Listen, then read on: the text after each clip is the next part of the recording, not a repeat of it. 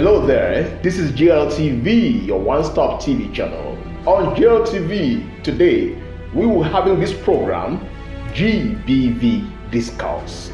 Gender-based violence discourse is one of the latest programs we are going to stream for your delight and for you to know what is happening in our rural communities in Africa. Today, we'll be discussing about the crisis of GBV in rural Africa. What is happening in rural Africa? Now, on our program today, we have special personalities in the studio. We have Oriri Ewa from Layer 360 Plus. Welcome, sir.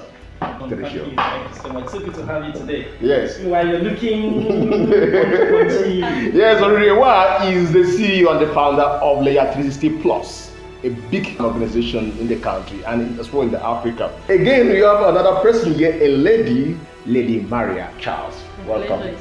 Yes, Lady Maria Charles is the host of this program, The Avenue. These are personalities we have in the studio for this program, GBV Discourse.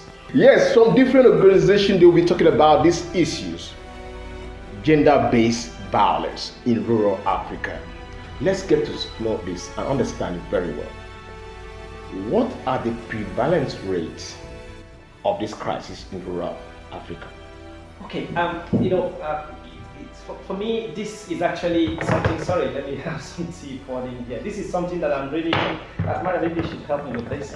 It's something that I'm really very concerned about and also very passionate about. As the conversation in the urban, continues to expand, the conversation around gender-based violence as it continues to increase, and we're beginning to get the expected results. It appears to me and to all of us here, and I'm sure Maria shares the same sentiments, and I'm sure a lot of our viewers also, most of our partners also share the same sentiment that there's this shift. People, perpetrators, are gradually beginning to run away from the urban and they're moving into rural communities. Seriously? Yes. So and then because our communities are not either not aware, maybe the awareness in rural communities is not as high as it is in the urban, it appears to me and to a lot of us that the rural communities are beginning to turn out to be hideouts, to be shelters for perpetrators. So is that why the GBV crisis in rural Africa is triggered? Yes, because the perpetrator who probably is running away from the searchlight in the urban centers and running to hide in rural communities is telling of course he goes there and he begins to form a clique. Of course. You understand? Yeah, with high sum of money in their hands, they can do anything. They can rent a place with high amount of money and they'll give them free. You understand? They give them so much attention. Because the cost of living in rural communities is cheap. Yes, it's simple. Yes, and when they see someone with huge amount of money coming to live in their rural areas and trying to communicate with people nicely, you don't know what is in their mind, you don't know the motive behind it. As soon as he begins to live in that community, he begins to make friends. Definitely. By the time he begins to make friends, those his friends, the conversation amongst themselves, he gradually begins to sell his personality, sell the things he does. Because those ones are ignorant. Those ones are ignorant. And so before you know, the man who was a perpetrator in the urban comes to the rural and tells the people, these are women here, I know they touch them for bottom.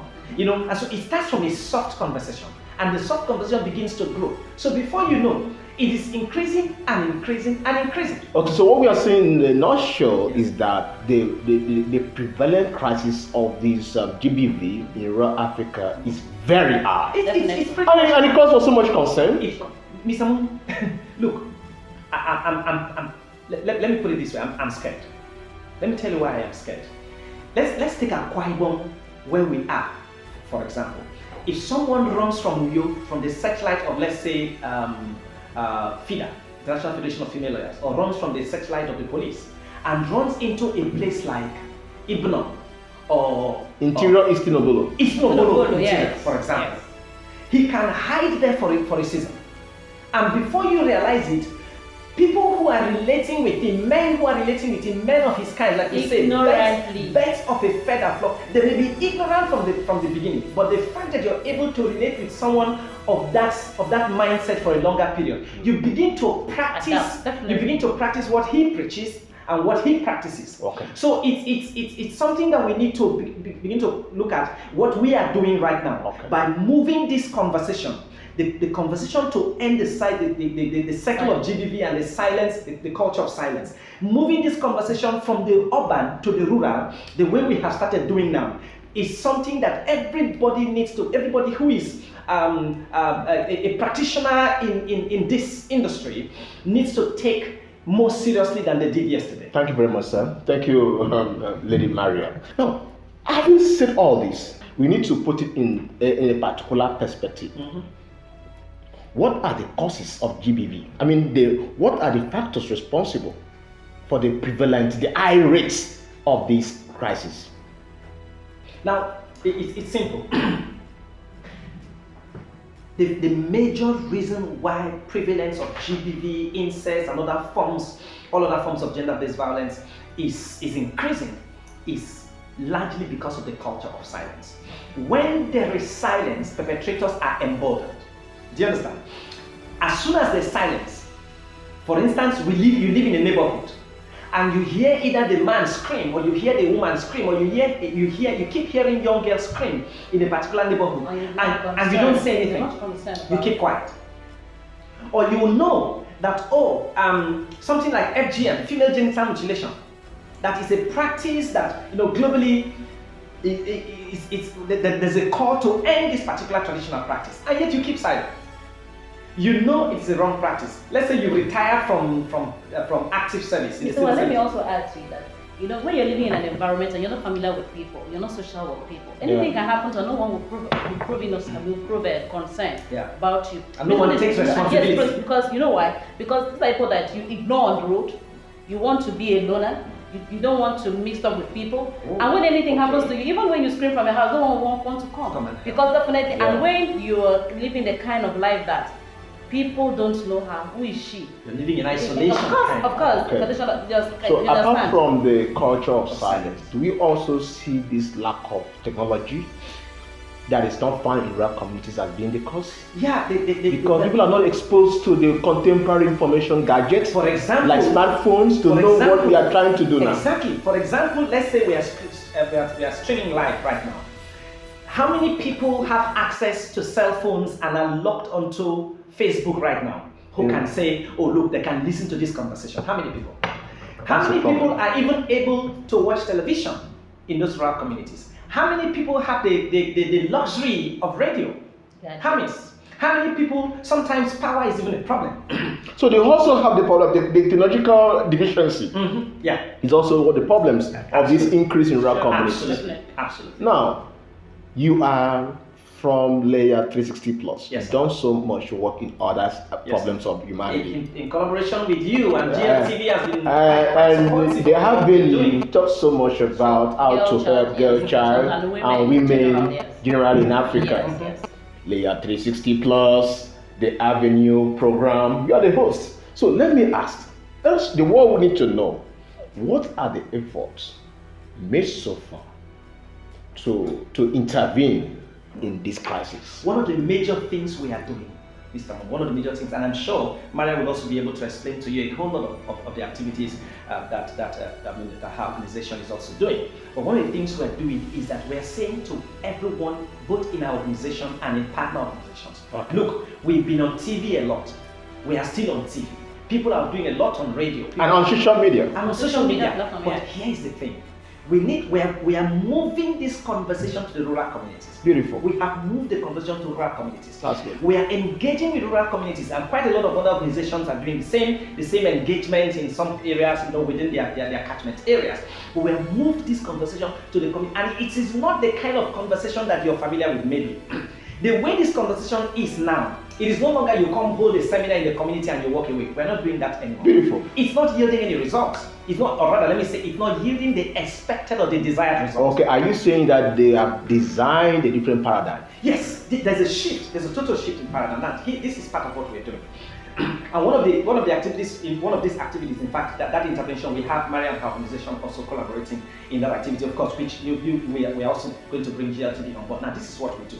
We go to a community. We hold an engagement with the community, not an exclusive engagement.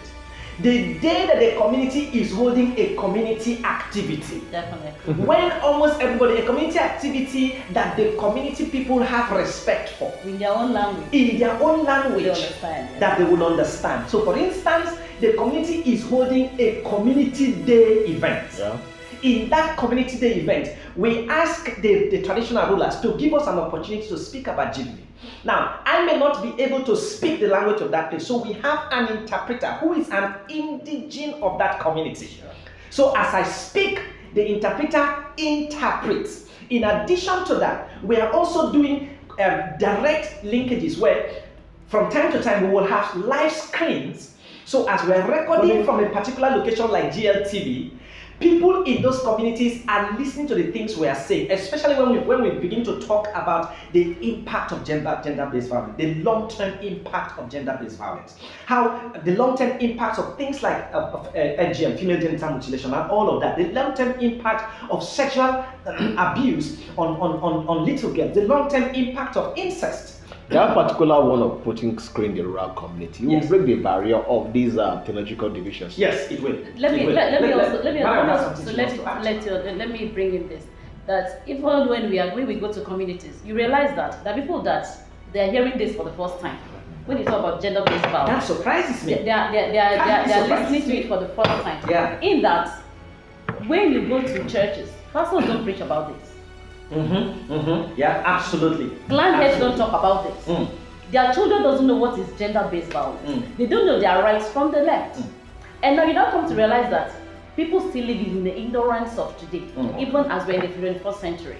So what we do is that even on the avenue, we go to communities, we have coordinators in that community that can speak that their language that they understand. We say, okay, this is what in the indigenous language. Yeah. This is what we do. Whatever you can do to help eradicate this in the community. So have you been able to meet a few girls and women on this? Definitely, and you can and since this is your area. And the testimony that comes is amazing in the sense that they didn't know what to do. But now that they know, through the help of all this what we're doing on social media platforms, we check our website, you realize that thousands of people are following us. And because of what we are doing, they appreciate it. And the girls involved and the women involved, even in the rural communities, they come out to say, please, how do we get out of this? There's a project we're partnering with the Avenue to do, and GLTV also. Yes. Now, what we plan to do is, these people you call coordinators, we're doing capacity building for them. So on the area of PSS, what is called psychosocial support, Definitely. It is not just going to be an exclusive activity that we are coming to do from outside. We need to have people who can provide counseling and psychosocial support in rural communities, even medical, who are indigenes of those communities. Because I've been wondering, when you see the survivors of this gender-based violence, what hope do they have? Exactly. If there are no mechanisms to help them, rehabilitate them, and secure their future. Because some of why they are silent is because of their future, security of their future. Of course. So I hope all these are put in place. Yes, definitely. And you know,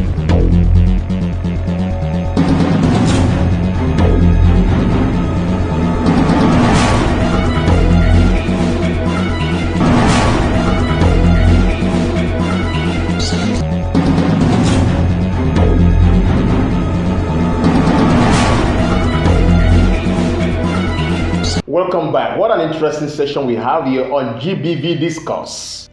Fine. Okay. Now, the crux of the whole matter is this. GBV Discourse is all about ending the culture of silence. Let me ask, what are we doing? What have we done in the past? And what are we currently doing to end the culture of silence? Yeah, I want to start by saying that we are really working at, if you check on our page, we are using the avenue to hear the voice of the rural women. And we want the churches and the families to also give a listening ear to their children, as far as that to do with a female child and women. Now you realize that these people, they are scared because they can't speak out. and they don't know who to talk to. The counselors are not there. So the avenue is giving a platform for you to come out, speak out. Then we find you, we protect you, and we support you by giving you an empowerment. Say that again. I said on the avenue. We protect?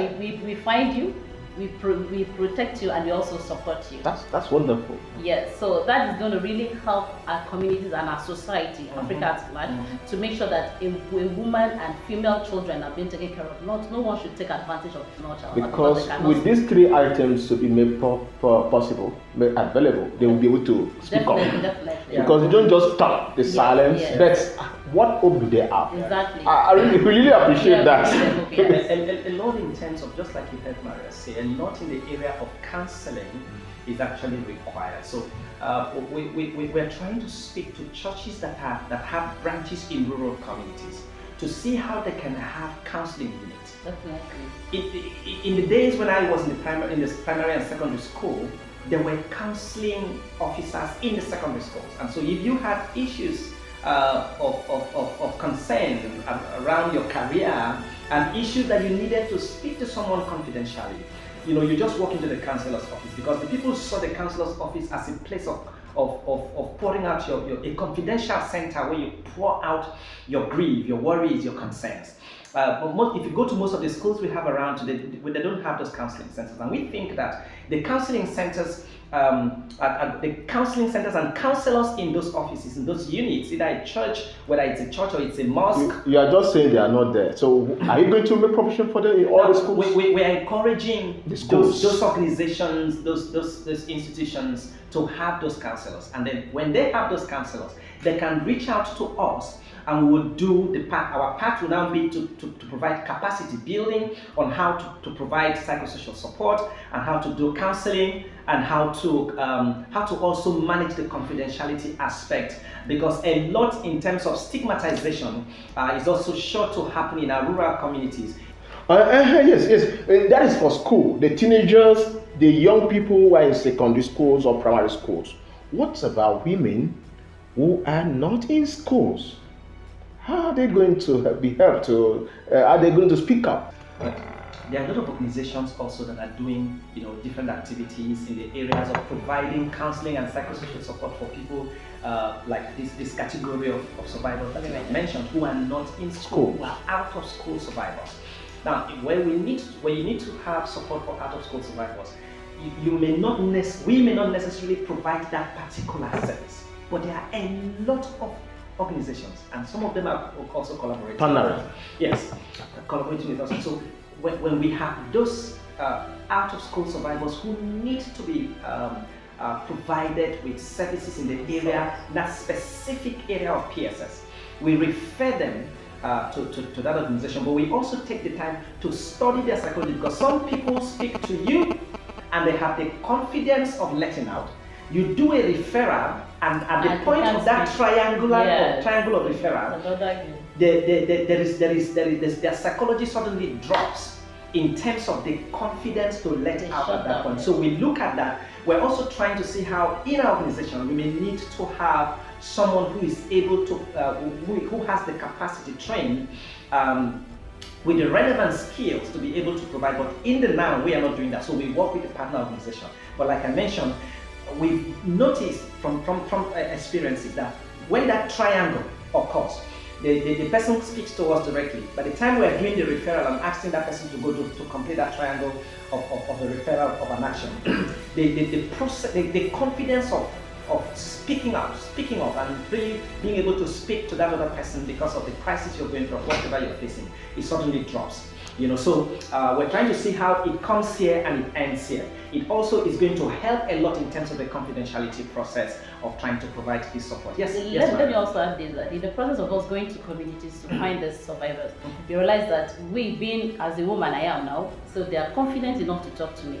But when they refer them to another counselor that is not to talk, for them to speak with, they've said, please, but you have to go with us. So we grant them that opportunity of accompanying them to meet whosoever that we want to meet them, or to meet, so that they can have the confidence of pouring it out, because it's not easy. All right, thank you so very much. Time will not allow us to go on this discourse. This is gender-based violence discourse.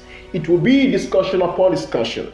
We can assure you that we will be right back with our subsequent editions and episodes. But for now, we'd like to call it a day. Mr. Oriri Ewa, thank you so much from Layer 360 Plus, thank you. and Lady Maria Charles from the Avenue. GBV Discourse is all about ending the culture of silence. For now, I'm a servant to humanity, Robert Moon. Goodbye.